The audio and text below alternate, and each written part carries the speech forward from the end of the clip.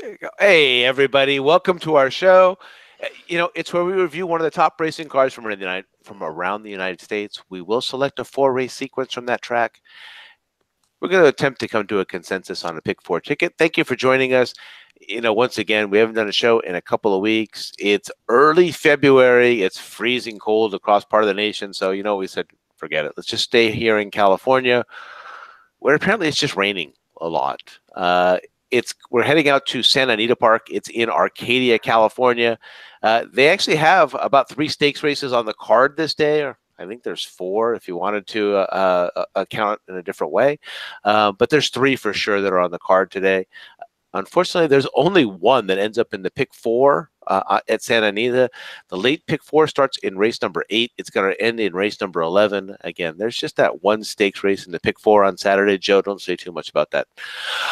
My name is Rich Sharp, and I'm going to be joined by my friends and racing analysts and our East Coast handicapper. Well, you know what, Ray, it's warmed up a little bit from last week for you over there, but it's Ray Torado. He's coming at you from his home. It's in Staten Island, New York. How you doing, buddy? Good. Yes, it has warmed up. Last week was a chill. But, Super Colder. Bowl is over and, there's really not much going on. But, That'll be our uneventful one. basketball and just There we go. Let's get back to horse racing because that's what we do.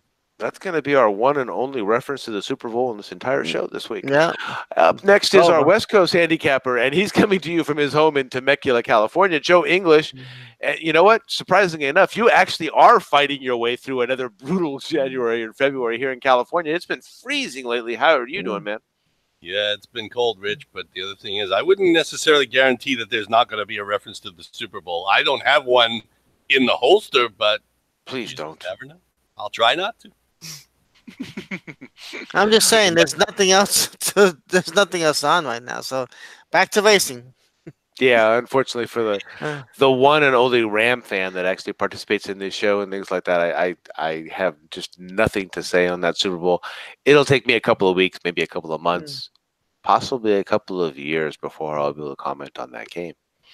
Unfortunately, or fortunately, I should say, for us, we do have a total of 11. There actually are 11 races. There are 3 stakes on tap for Saturday, and today we are focused on the Pick-4. It's beginning in race number 8, and it concludes in race number 11. Gentlemen, the gates are locked and loaded. The outriders are clear, and the starters ready to pop the gate. It's Pick-4 post time. Let's go. Let's do this. All right. Race number 8. They're going 6.5 furlongs on the main track. It's an optional claimer. Purse is $57,000 for non-winners of 1. It's for Calbred 3-year-olds, which have never won $15,000 other than maiden, claiming, or starter, or which have never won 2 races, or, as it says in the title, for a claiming price of $80,000. If I am not mistaken, we have a total. Hold on one second here. I lost my cue there.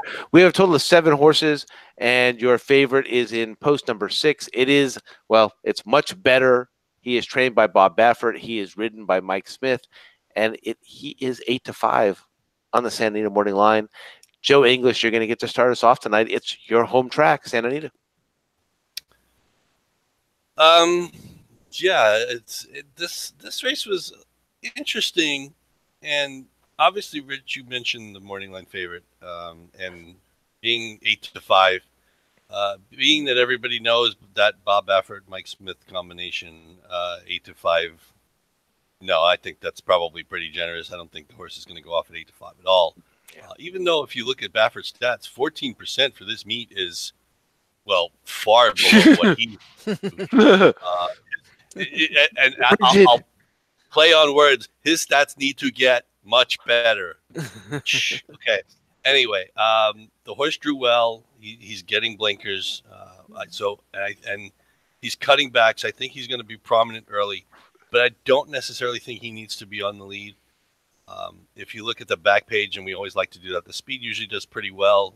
It's 73% or so for this meet at this distance. Again, he's going to be close to the pace. The fact that I'm not sure exactly where Drayden Van Dyke is. Maybe he's at Tampa, and Rich, maybe you or at Gulfstream. One of you guys can shed light on where Drayden Van Dyke is. It's funny because I didn't see him in any of the races that they're running. Actually, you know what? You're right. He's in. I'm sorry. He is in the San Marcos, but I'm kind of wondering why he wasn't assigned to much better. Maybe he gave up the mount. Maybe Baffert had another horse he was trying to go with, and Drayton was named on that one. But anyway, like I said, Or just him. yeah, well, yeah, it's true. Um, but like I said, he's been riding Drayden Van Dyke, and Van Dyke's been on this horse all four times Yeah. in his career so far. So I would think he would have stayed on. Again, you're not doing anything wrong by getting Mike Smith. He's obviously 32% for the meet, limited number of stats. But he's obviously going to be the horse to beat. But actually, he's not my top choice in the race. The horse I'm going to go with is the horse right outside of him, the 7 Principe Carlo. If you see, Tiago Pereira is actually having a pretty solid meet himself. 19% winners, 15 wins on the young meet so far. This horse is going to be the horse sitting outside of Much Better. And the other thing about Much Better is there's no guarantee he's going to go to the lead. He's cutting back from a mile, and he's been going longer distances. So I'm not sure his speed. Maybe his speed will be as sharp with the addition of blinkers. But Principe Carlo obviously ran a nice race last time out to win that state bred non-winners of 1, beating another speed horse in this race. And again, Rich, if you go back to the back page, the outside post positions have obviously done much better than the inside post positions. So basically, that was part of my rationale as well. Going with the speed and go with the speed on the outside.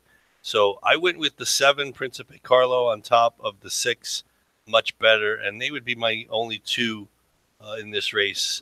I mean, if you want to go, you can obviously go deeper. There are a couple other horses down towards the inside that kind of would be bucking certain trends. But so, like I said, I'm staying with the 7 Principe Carlo and the 6 Much Better to kick off the Pick-4 on Saturday at Santa Anita. So, Ray, what do you think about Much Better, or do you see anybody other than the 2 horses I mentioned being in that win photo? Joe, we're on the same page. We're on the same horses. I like that. We have a consensus. Yeah, Principe Carlo for me, number 7. Um, like you said, the speed does very well, and he sprints. And this horse has speed. This horse will be outside. He's going to be prominent. If you look at it, his only really bad races have been the downhill turf where he tired. The winter mile he tired, and the other turf race. So obviously he doesn't like the turf that much, and he doesn't get a hold of the turf. But his other sprint races on the dirt have been very, very good. And this is his condition. Going up a little bit in price. I'm claiming well, he will be protected. 9 of 1, but has definitely speed. He'll be on the outside, and Tiago Pearl, like you said, has a very good 15%, 19%. For the meet, so he will be my top choice. He is also 1 for 1 in Santa Anita, and he should be very, very prominent there. I do like Much Better. How could you not? You get back with Mike Smith. Just to be even use him on a ticket is just like an insurance policy. He's just coming back from good stake races. I saw that race in the Sham, and he ran well. He is clear of the field, but he just got a little leg weary there. So Baffert decides to come back to sprinting. Maybe that's his game. Put the blinkers on, and maybe that could be his future. I don't think by doing a move like this probably does not keep him on the Triple Crown trail, which he is eligible for. So maybe he's going somewhere else with him, and there's a lot of stake races for sprinters, so maybe that might be his game. So Baffert knows best. So he has to really get those stats up there to be much better. The stats are 14%, and that's very, very uncommon, like Bob Baffert. But we all have slumps, and if 14% for him is a slump, call it where it is. There's a horse here I'm on the fence about. I want to mention him. Number 3, Spin Lightning for Jeff Mullins. He chased game winner in the Del Mar Futurity. was in the race for a little bit, but he was bumped early and he just gave way and out of it at a 20-1. But he did run a couple of good races, his last couple, and actually I want to mention he did race on the wet fast track at Santina the last time. And usually wet fast tracks at Santina are like a speed highway. And he closed 5 lengths in a stretch, so he did like the surface and he did like the distance, and he was closing. So that's something to make note.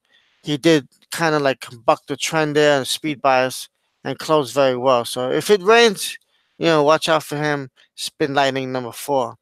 The style does hurt, but if there's a little speed there and if the track is a little wet, he might like it. So I'll go 763, guys, and we're in consensus here. Rich,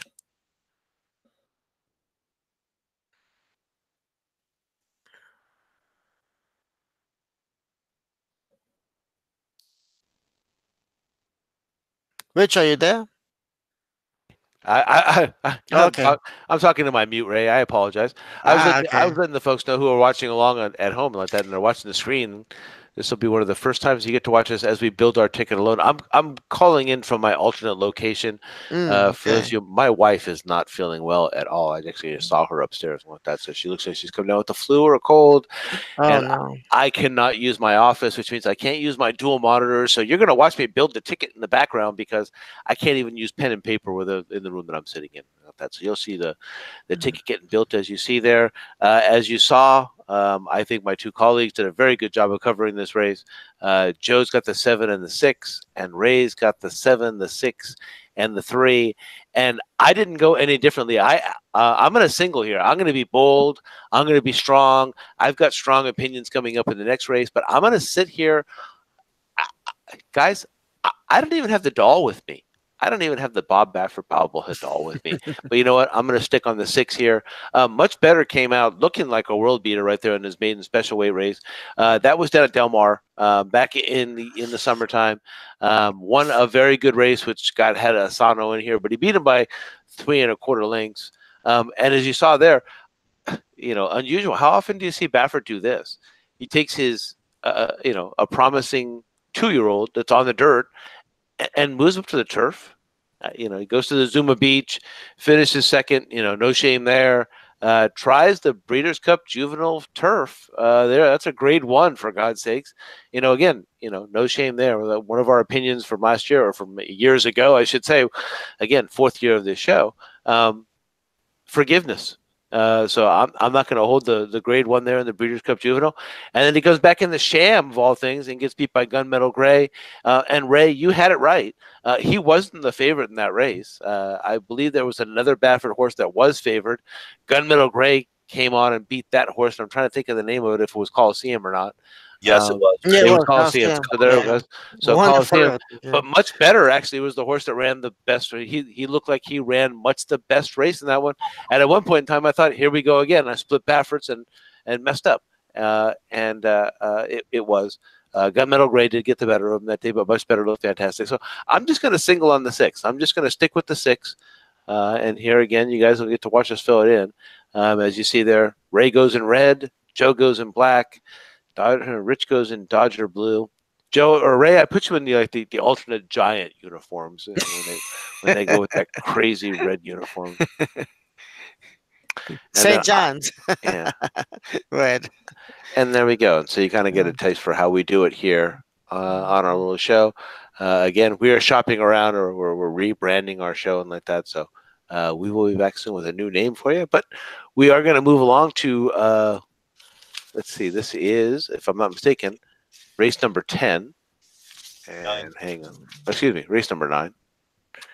It is race number 9. And this is our stakes race that we have on the tab. It's going 1.25 miles on the Santa Anita turf, and I will knock on wood. There is some rain in the forecast for tomorrow. I didn't give you our forecast. We have about a 40% chance of rain at this point in time. I was talking to Joe all week long, and Ray and Joe have seen my texts and like that. The rain for the weather forecast has been a little bit unsteady. I live down here closer to the San Diego area, and they are up to about an 80% chance of rain here in San Diego area. It's about 20% to 30% in the Anaheim area where Joe and I will be tomorrow for the Monster Jam. And again, I see it at 30 to 40% for the Arcadia area. So keep your eye on the weather. Again, they've had a lot of rain out here, but we have had 3 days of intense sunshine here in Southern California. So I'm hoping that the San Marcos is going to stay on the turf. It's going 1.25 miles on the turf. San Marcos, it's a grade 2. The purse is $200,000. It's for 4-year-olds and upward. Hold on one moment here, and I will give you our morning line odds on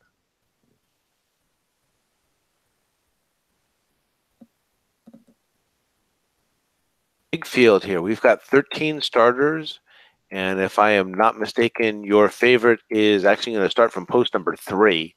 One of my favorite horses. That's Chicago Style, and he's trained by Thomas Proctor and ridden by Drayden Van Dyke. So there he is, Joe. And he is 3-1 on your Santa Anita morning line. And I am going to turn it over to my good friend coming at us from the East Coast, Ray Torado. Who do you like in the San Marcos tonight? Yeah, big field here, and mile and a quarter. Got a long way to go here. It's just doing it's race. I came up with a few horses here. I do like them 8 Beachview, Leonard Powell, Rafael Bejarano. Coming off layoff December, ran a nice the San Antonio, which is one of the big stake races in the wintertime over there. Grade 2, Gift Box 1, Battle of Midway, Dapster. So he chased 3 good handicapped horses. So he's going back probably to his favorite surface. It was a good test, and he held his own, hit the superfecta. But now going back to turf, mile and a quarter off a layoff. Bejarano's back, and he's in good form, and he's gonna be my top choice. Has a race in 45 days. He's double race off a layoff. Powell's got good stats there, 22%. He'll be my first choice, 5-1. I'm gonna take a shot here. There's a horse here that we've seen that we a kind of a move that we've done before. First time USA, number 6 Seho to John Sadler, Haranas Racing. Not much I see about this horse. I can't. The stats say he's won his last 2, and how he does it, we don't know. He just have to finish. But anyways, he's from France, and first time Lasix. This will be his the Sadler's 18th try with this move. He's 0%, so maybe this will be you know the his first one to break the ice. But overall, he's having a good meet, 19%. He's had some good winners, and and coming from France, his horse definitely is distance tested. He can get the distance. Just a matter of whether he likes the surface, and if it rains, it might be a little softer than usual. So that definitely has to be an advantage. The benefits for Seho, and you got the hot jockey Flavin Pratt, who just practically wins everything. He's 25%. He's probably the lead jockey in meet, 28 wins, and so he's having a great meet. Flavin Pratt's really coming into his own. So, but I could go deeper here, but I'm just gonna go too deep. There are a few horses that are definitely playable, but for my ticket, I'm just gonna go too deep. 8 and 6. I like Chicago Star too, but I'm just gonna go too deep. Joe, what do you think of the San Marcos? It's a pretty contentious race. It's funny, Ray. I looked and I looked and I tried to find something. I'm on the same horse as you. I think Beachview ran a very creditable race on the dirt in the San Antonio. The three horses on dirt, obviously Battle Midway, Gift Box, and Dabster, who's also in this race. On dirt, they're probably better than Beachview. Beachview is probably more like a turf horse. Like you said, he's going back to his favorite surface, I believe. And he had a little trouble in the Hollywood Turf Cup. I had a chance to watch the replay of it, and he really got bottled up for a little while. Would he have won the race? It's really kind of hard to say, but he would have been close to Chicago Style that day. And Chicago Style is 3-1 in the morning line, and Beachview's 5-1. Bejarano stays aboard. Obviously, Leonard Powell has a good reputation with him. He's having good meet with minimal stats. 3 for 12, 25%. So I'll take Beachview. And the sad part is, I was looking for other stuff, and the one thing about Seho was that 0 for 17, and Sadler is he's more a. I mean, he's obviously won with turf horses before, but he's done much better with dirt horses in his career, and I know the horse is getting first Lasix, but that and to be honest, if you're getting 12-1 with Flavian Pratt, that's probably not a bad thing. So the fact that he would be on the ticket wouldn't be such a bad thing. But really, it's funny. I mean, I was trying to find somebody else to play, somebody underneath, but I just wasn't impressed enough by anybody else. So for myself, I would be singling Beatview here. Like, I know big bulky field. It's going to be a rider's race, and I mean, like I said, I was looking at horses that were long shots, and nothing impressed me enough to think that they could beat Beachview or Chicago Style or any of the better horses in this race. Excuse me. So like I said, I'm going to stick it out. I'm going to go with I'm going to single Beachview. San Martin. I know you probably have a different opinion. Yeah, I do. So thank God we got one different one here. I see a lot of speed in this race. So I will tell you because I singled in the first race. This is the race that I went bombs away. I kind of fired away in this one and let that. But unfortunately, in so many races where I fire away, I end up back on the chalk. So I've got Chicago Style. I definitely do have the 3 as my top pick in here. Believe in Thomas Proctor, Drayden Van Dyke, excellent turf rider. You both know we have hung out for 4 years. You know what I was looking for in a California turf race, right? East Coast. Thank you, Ray. There we go. So just so you guys, there isn't any. Yeah, for the folks who tuned into this, for the folks who tuned into this race, relocated. yeah, we're not just handicappers; we're very close friends, and the fact that Ray is able to nail, yeah, I only look for an East Coast turf horse. The closest I could come to was a Midwest name of a turf horse, and something of an East Coast turf trainer, Thomas Proctor, and Drayden Van Dyke, who the reason that Drayden Van Dyke is who Drayden Van Dyke is today is because of Thomas Proctor. And the chance that he got with him. So I do like the closer here. I saw a lot of speed in this race. I saw Epical. India Mantuana has one way and only one way. And you got to be careful because he's good enough to go that one way all by himself back here. So India Mantuana, I have seen him do it at 1.5 miles, let alone at 1.25 miles. So he's dangerous to do that at that distance. I hear you guys talking about Beachview. I see Beachview at these style of turf races, the 1.5 miles, the 1.25 miles.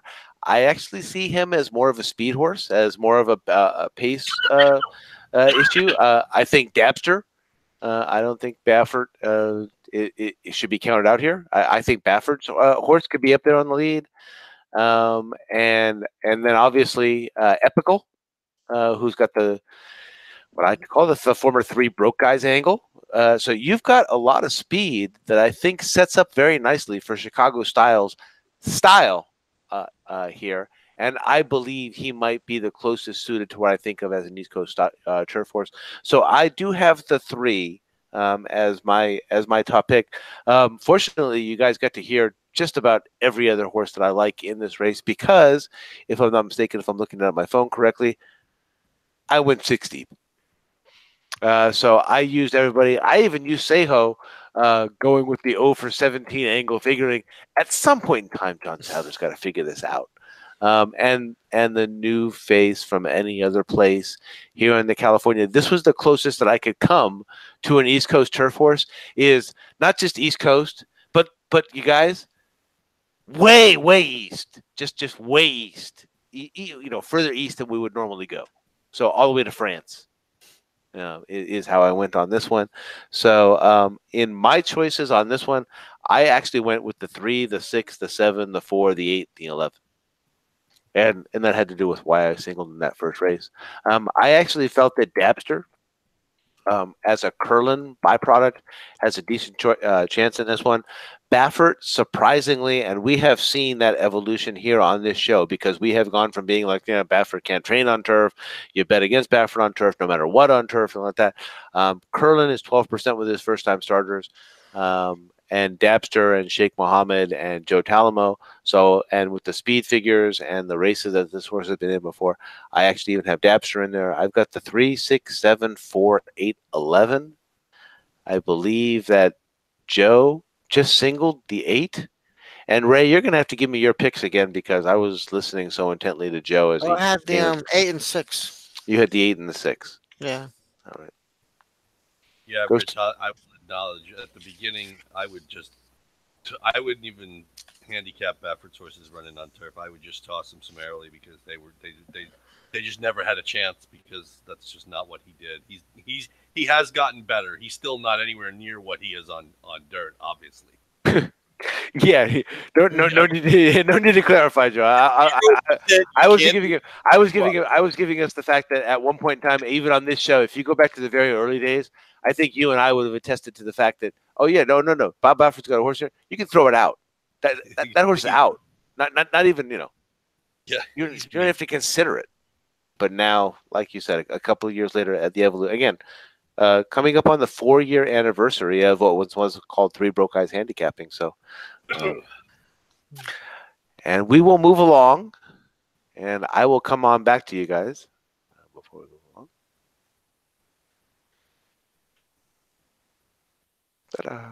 For once again, for those of you who see the decor behind me, this is kind of like my alternate location. So, I'm doing my impression of Dick Cheney tonight. And we will move on to race number 10. And race number 10 is going 5.5 furlongs on the main track. It is a claiming race. The purse is $22,000. It's a claiming $16,000 for non-winners of 3 races for 4-year-olds and upward who have never won 3 races. And let me pull along here to our morning line. And again, a byproduct of having my multiple screens. And we do have, if I'm not mistaken, 10 starters. And your favorite is in post number 9. He is trained by George Papadramu and ridden by Flavian Pratt. That's Honeymoon's Over, and he is 3-1 on the Santa Anita morning line. Joe English, back over to you. Okay, thanks, Rich. This is an interesting race, and like Rich discussed with the San Marcos, I found that there's a very good chance that there is a lot of speed in this race.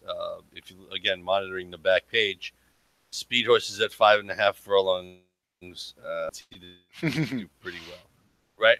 As of this writing, 15 races, 80% have been won by horses on or near the lead, and I am going to stay that way with my top choice. My top choice is the 5 Saratoga Morning, who has never lost at this level. He's never even tried this level before. Doug O'Neill claimed this horse last time out, maybe with this race in mind, claimed off of Keith DeSormo. But if you see this, look at the stats. Doug O'Neill first after the claim is 26%. Bejarano has been one of his guys this meet, and Doug O'Neill's, if I'm not mistaken, he might be atop the training standings. He's got 17 wins. I know Richard Baltus was hot at the beginning. Baffert, I think, has 14 or thereabouts. But O'Neill may be on top of the standings, and he's not above claiming a horse for 25, dropping the win for 16. If they get the purse and the claim, they still make money on the deal.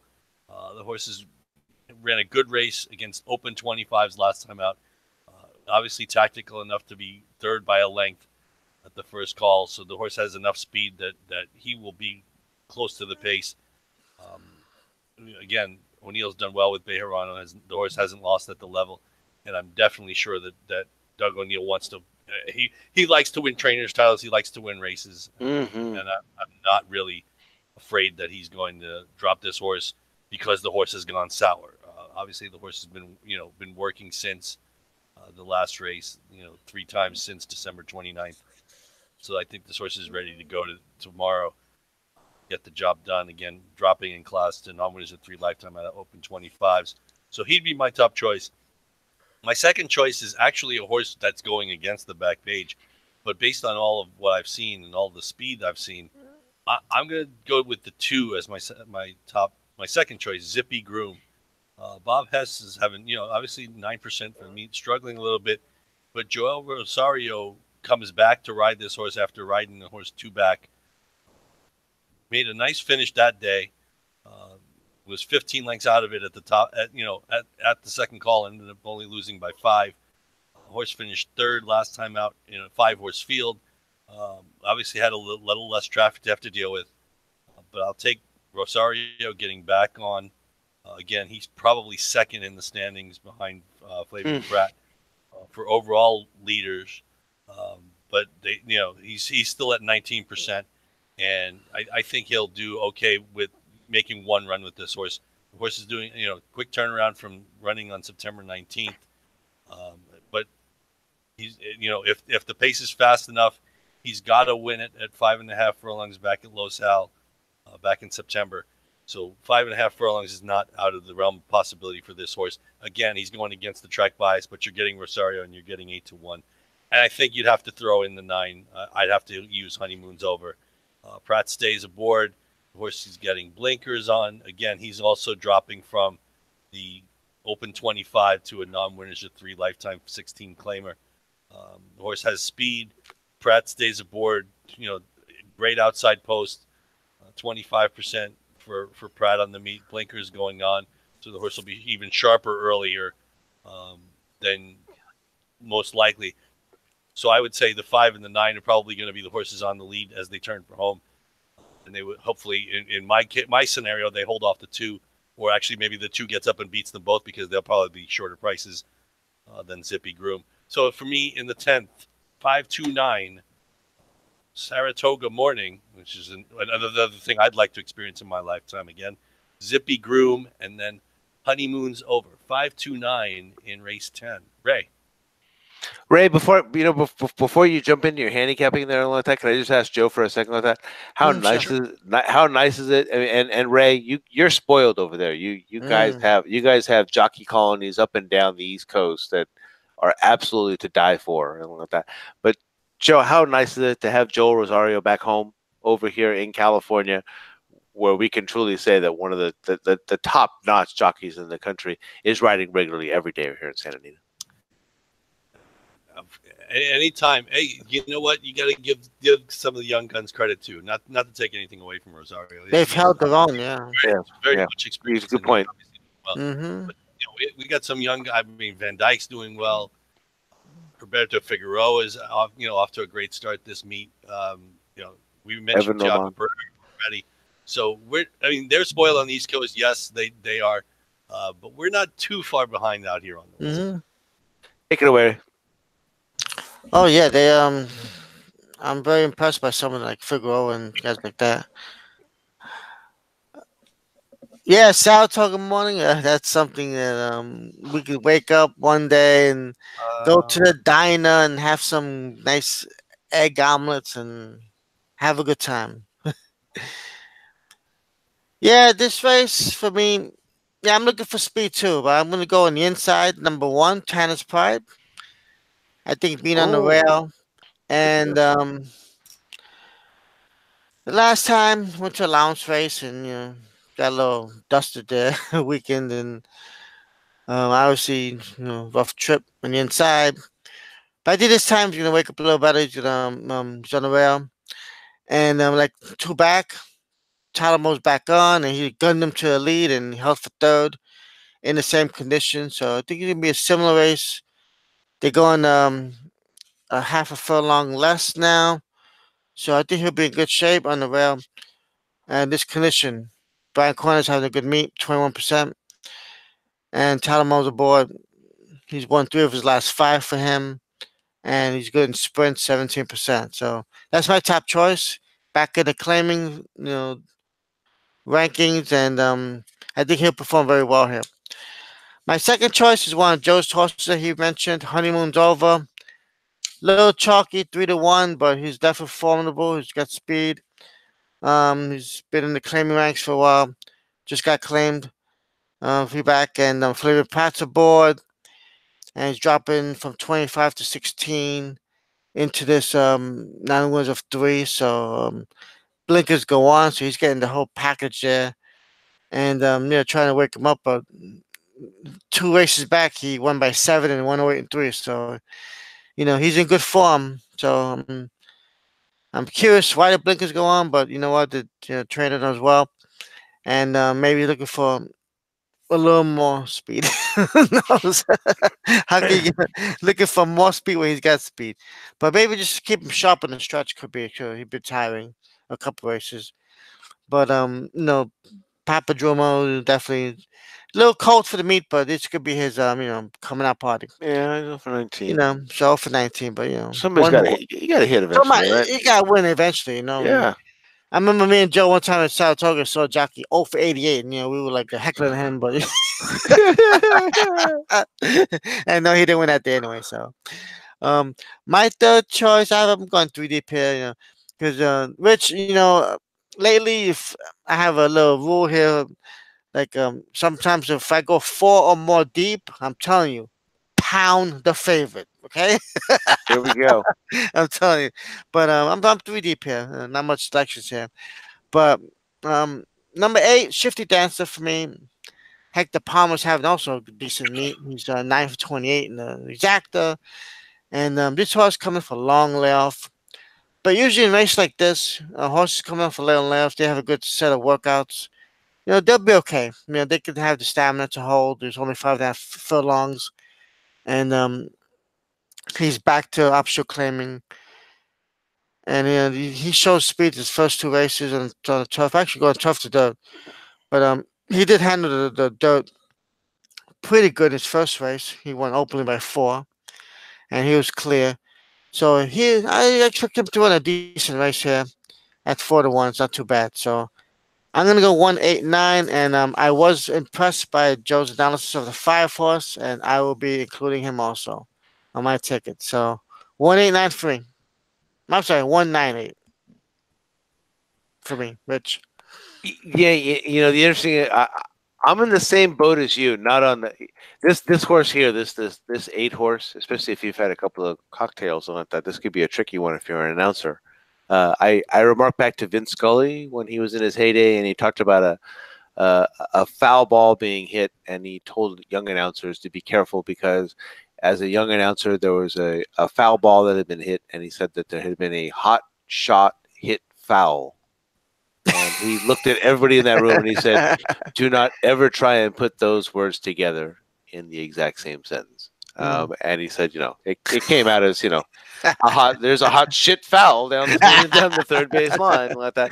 And every time I kept looking at Shifty Dancer tonight, like that, I kept thinking, if I bring up this horse's name on the air, I'm gonna mess it up.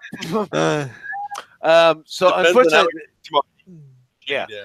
Yeah, exactly. So unfortunately, Shifty Dancer has been off for 10 months. Otherwise, I actually love this horse. And it wasn't until I saw that the Rajiv Marag had ridden him in his first race and went, wait, Rajiv is back home already on the East Coast. And Hector switched him over to the turf, and now he's bringing him back. So unfortunately, Shifty Dancer did not make my top choice. Honeymoon's Over did end up being my top choice on this one.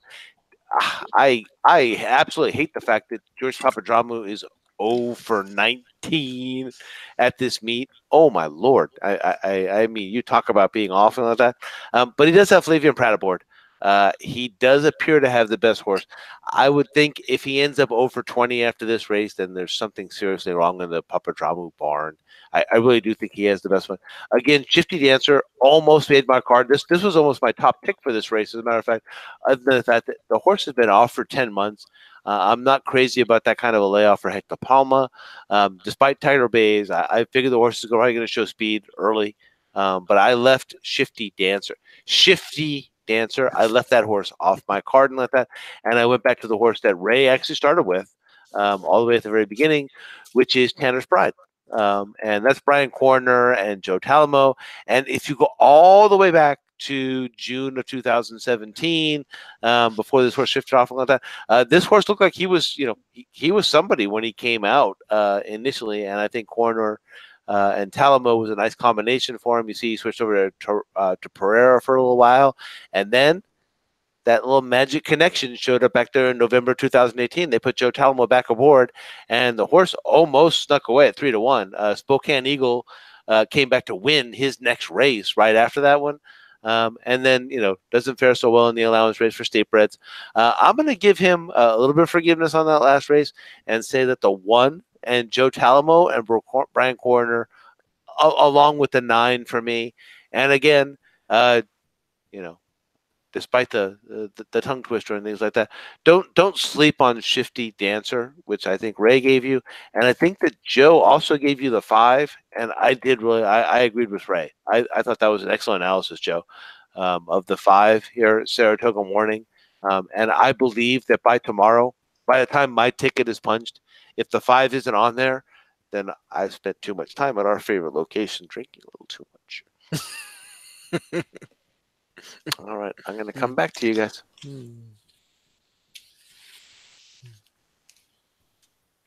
And we will move along.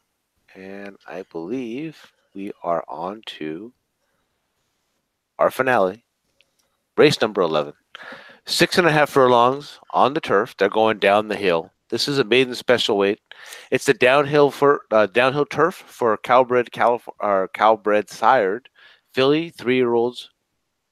And again, let me pull over here to see what our morning line odds are. And again, I apologize for those of you who are wondering what's going on here and like that. I normally have a dual screen that's all set up so I can just look over at the odds and see what each one of those are without having to kind of piece through these down my laptop. I forgive my wife for this. She looked absolutely terrible upstairs. Looks like the flu or a cold or something is coming up for her. So we have 13 starters in the finale here, and your morning line favorite looks like he's starting from post number 3, and that is Dr. Wysong, trained by Phil D'Amato, ridden by Flavian Pratt, and he is 7-2 on the Santa Anita morning line. And I will turn it over to Ray Torado. Ray, who do you like in the finale? I like the view from the post down the hill. Yeah, That's the only thing I like in this place. you remember? Uh, oh yeah, it was beautiful. It's a beautiful. Yeah, it's. Oh yeah, it's really nice. It was amazing. I tell you, when I was out there. Anyways, I'm on the 5. Scarlet Heat Yeah. had experience on the hill. First time out, Dan Blacker keeps her on the hill and same distance, and ran a good third, closing a little bit as the favorite. So a little forgiveness there. Dan Black is a little cold at the meet, 0 for 17, but you know what? Gotta win one day, so this might be the horse. No, definitely. Will I think will improve second time out, and at 5-1 is what the price is. Pretty wide open race, so that could be a favorite. 5-1, 4-1. Uh, the race turned out a little slow. Came on fast. 114 usually for that type of race is timid. Yeah. Tepid. So, but I like the workout. 47-3, January 30th. So, still sharp. So, second time out definitely will improve. I also like number 3, Dr. Y Song. This horse was ran at Del Mar on the dirt. Phil D'Amato. Um, Ran a decent race. Made up 10 lengths from the second call to the finish. In the main stretchway to Del Mar. Goes to the turf, blinkers on, down the hill. Lot going on there. Flavor Pratt stays aboard. That's a good sign. 7-2. So definitely, this horse she likes the distance and Grand Slam, Cyclotron, first time turf, 10%. That's not so bad. So this horse is worth a shot at my ticket. Second time out. I'm gonna go to the outside, which usually is a good sign on this course as they go, in and out, stuff like that. Settle it. Doug O'Neill, Redham Racing. Gutierrez gets aboard. Second race off the layoff. Did race on the turf downhill. Ran a good fourth. Just got edged for third. First day, first layoff. So I think this horse should improve second time, second horse off the layoff. And a 5-1, definitely worth a play. O'Neill's having a good meet, 18%. And can't call him a stable jockey, but Gil Chairs rides a lot to ride him. So um, the outside definitely is a good place to be in the hill. So I'll go sell it. So I'm just gonna go 3D pair, the 5, the 3, and the 11.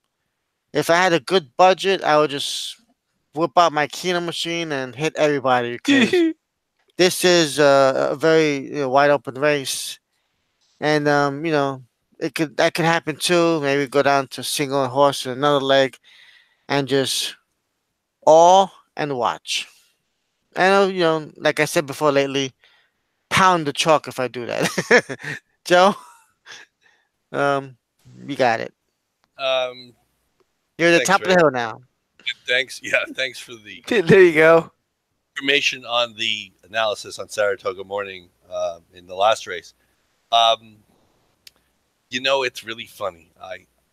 There was one race that is common amongst a few of the horses in this race, and I had a chance to watch it, and Scarlet Heat is one of them, and Oh, there we go. another one. And while you're correct that they could improve second down the hill, you were also correct in saying that the time for that race was tepid, 22 Tepid. Tepid. and 45 and change going down that hill. To put it in Yawn. Rich, what did was it Conquest Typhoon? Where was Somebody that? ran like 111 down the hill, Yeah. and they were Yeah. like 20 and change and 42 and change. So I was yeah, gonna say it's 42 and change for the half Yeah. on that one. Exactly, 105, I and think. they ran Yeah. like 111 for one.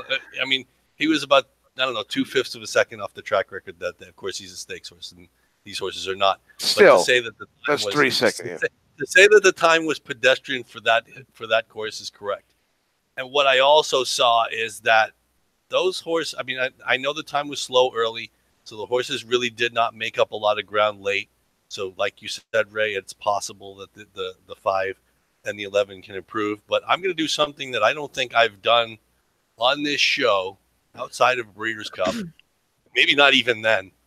Maybe ever. My top choice is the 4. Tip Top Gal. 30-1. That's right. You heard it. Oh, here we There you go. go. All right. There Here you we go.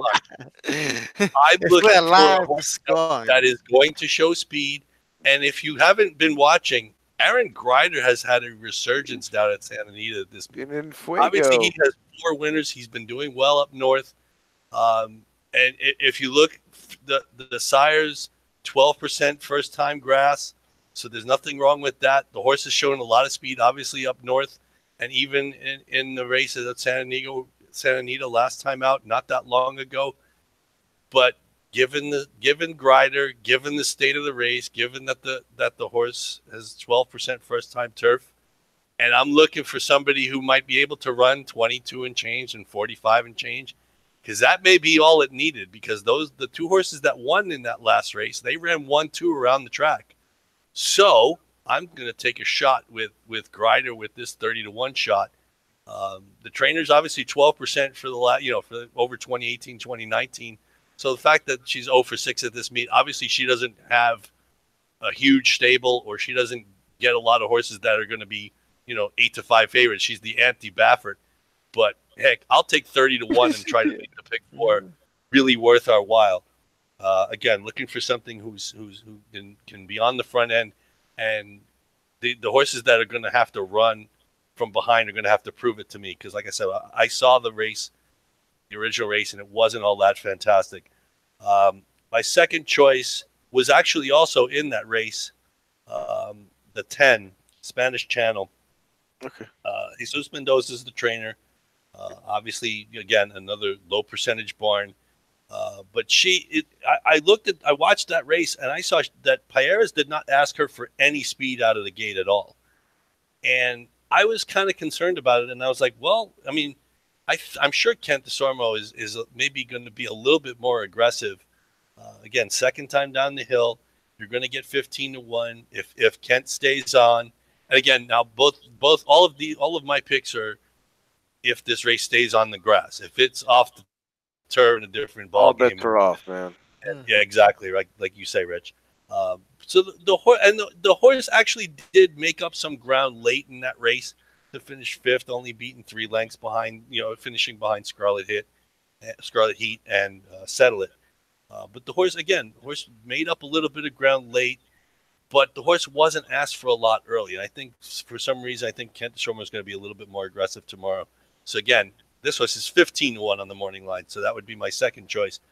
The other horse I'm going to take is the other speed and the horse on the outside. If the horse draws in, that's the 13. Another 15-1 shot, a dime for me, with the ever aggressive, and Rich and Ray will probably both know, Martin Pedrosa, up for a trainer he's worked with for a while now, and that's Kristen Mulhall. He, I know, is going to be aggressive out the gate. He's never going to be shy. So I'm going to try. Like I said, I'm hoping for a couple of the horses that have showed a little speed on the grass to show speed on the turf tomorrow, and the horses that are going to have to come from behind are going to have to beat me in the lane. And if they run 45-2 through the first half, and they run 108-3 for 3/4, the speed horses are going to hold. It's just the way it's going to be. So for me, I went 3 deep. I went 4, 10, 13, and none of them, not one of them, anything under 15-1 on the morning line. So there's your bombs at the end, Rich. Boom. Boom. There we go. I chickened out. So and even if I had gone all in on this race, it wasn't going to be anything that was going to be too dramatic like that. So I've got the two top choices. I shouldn't say two top choices. I got the 5 and the 11. I left Dr. Weiss Song out. I left both Phil D'Amato horses out. If I by the time I'm done tomorrow, I might add both these D'Amato horses in. My top choice for tomorrow, I did go with the 5. I've got Scarlet Heat. That's the Dan Blacker horse with Joel Rosario. Impressed that she was a favorite in her initial race. They're at 2-1 in an 8-horse race going down the hillside turf course. You guys, we've all said it on this show before. You've heard me say it multiple times. And you hear it on TVG all the time, right? The hill is the hill is the hill is the hill. You've got to have some experience on that crazy kind of a course because you're going to go right, you're going to go left, you're going to go downhill, you're going to go across the dirt, you're going to flatten out, and then you're going to sprint for 400 yards. It's not like anything you're ever going to see anywhere else in the United States, and that includes Kentucky Downs. Mm-hmm. So if you haven't raced on that hillside turf course before, and this horse in her first debut appearance, even though she was the favorite in an 8-horse field on the hillside turf course, finished a decent third with Joel Rosario aboard. You got Rosie back aboard for a second try at this one. We've heard it on this show over the years like that. I'm becoming a little bit more of a pedigree snob. This is an unusual heat horse. And the horse is 12% first time on turf. This is second time on turf. I don't know what that horse runs second time on turf, but I have an analyst on this show that when we get back to doing our show, I promise you, Joe English will tell you what unusual heats do second time on turf based on formulator. And in this particular case, I really do like the 5 horse. Coming back on that second race for Joel Rosario on the hillside course. I'm thinking that Dan and Christina saw something that they like, and so that's why they went with this horse. So I've got the 5, just in case, because, and I've heard this tonight, I've already seen it in the track this year and things like that. Again, Doug O'Neill and Redham Racing and Mario Gutierrez all put together. Missing out on those kinds of combinations at the end of a Pick-4 score is kind of like missing out on a Bob Baffert horse. And that's what you're looking at here with Settle It. They gave the horse about 6-7 months off and brought it down the hillside turf course. I would have thought that was just a practice race. I would have thought that wasn't anything serious. And apparently the horse ran well enough that they're going to go ahead and try the hillside turf course again. So I'd be careful of this 11 horse. If I was going to go deep and go 4 horses deep, then I would recommend anybody who's watching our show and saying, what are these guys talking about? Well, then I would recommend throwing in the 2 Phil D'Amato horses just based on our old philosophy of, well, don't don't split your Diamatos because nobody here on this show knows exactly what Phil is doing. We've met him a couple of times. There's been a couple of photos on our Facebook page, and we've shared that kind of stuff before. But he's a very good trainer out here in Southern California. He's got Joe Talamo riding. He's got a first-time starter. I'm not crazy about first-time starters going down the hill. Again, back to my previous comment, right-hand turn, left-hand turn, across the dirt, flat, sprint for 400 yards. That's a little tough for a first-timer, but Phil Diamato could get it done. And he does have two in this race, and one of them is that Dr. Wyckoff or Wysong, which I imagine we'll find out what that is eventually. And that is a second-time starter for him. But I am just going to go with the 5 and the 11 for this one. I did chicken out a bit and just use the top two choices. I believe, if I'm not mistaken, that Joe used 4, 10, 13, and Ray used the 5, the 3, and the 11. And I will go ahead and come back and we'll do a roundup on this one because I've been yakking all night. Figure out what our final pick 4 ticket is here, and we will sign off for you guys. So.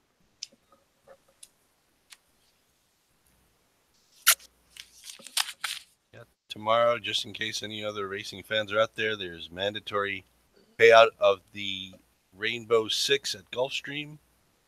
Don't know what the pool is at the moment, but it's probably about I would say it was like 1.6 a couple days ago.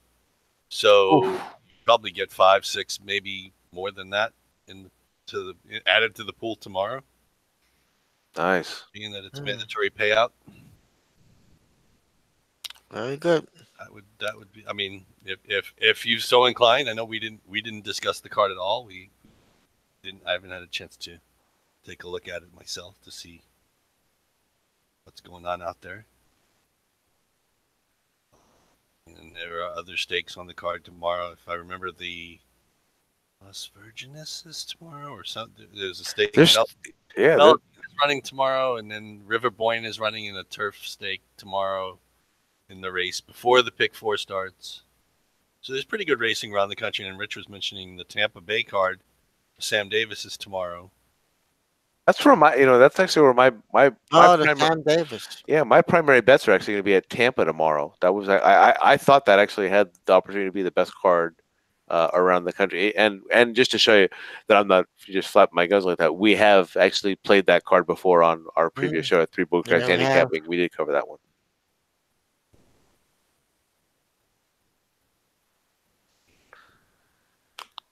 And if anything in racing is going on. Aqueduct's open. Actually, well, and that's all I have to say. Aqueduct is open. Racing, they have some races with Aqueduct's open. And free parking. The Derby Future Pool 2 is also open this weekend. Oh. Derby Future, and actually, and I'm thinking about trying to see if I can make my travel plans for New York for this year to see if I can come out for the Belmont to come hang out with my good friend Ray. I'll talk to you about that off the air. All right, we'll talk about that off the air. The thing that's going on this weekend is, wait for it, NHC 19. There we go. And if you've watched the Horse Players TV show, you will know that Christian Helmers, aka Oddball, as Cox likes to call him, is sitting in 4th after day 1. Well. All right, so here we go. And for those of you who are familiar with our show, you'll know what you're looking at here. It's not Christmas. It's just all these crazy colors that we put on the screen. But the red colors on that top line there, that is Ray Torado's Pick-4. The black colors, the black type, as I like to call it, in the middle, that's Joe English. And on the very bottom in Dodger Blue, that's me.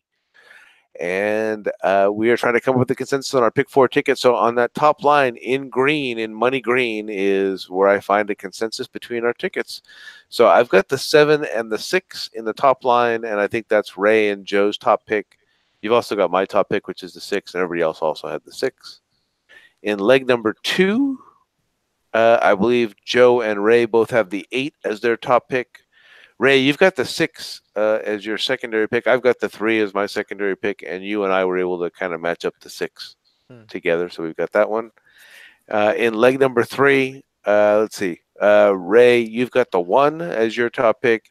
Joe, you've got the 5 as your top, and me and Ray both had the 1. And then Joe, Ray, and I, we all actually had the 9 there, so we've got some consensus there. And then in that final leg, you see there, Ray, again, you've got the top pick as the 5. Joe, your top pick is in there as well with the 4. My top pick was the 5, so me and Ray had some consensus. And the 11, that came between me and Ray.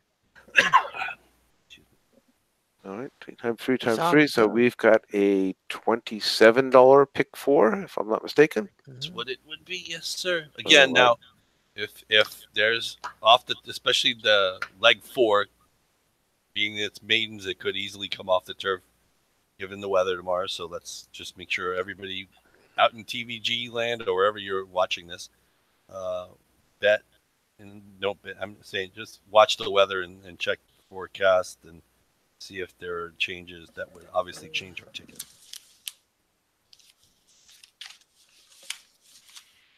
Excellent. All right, let me come on back to you guys for one final time this evening, and we will go ahead and sign off for the evening. And let's see if I can get that back up for you. And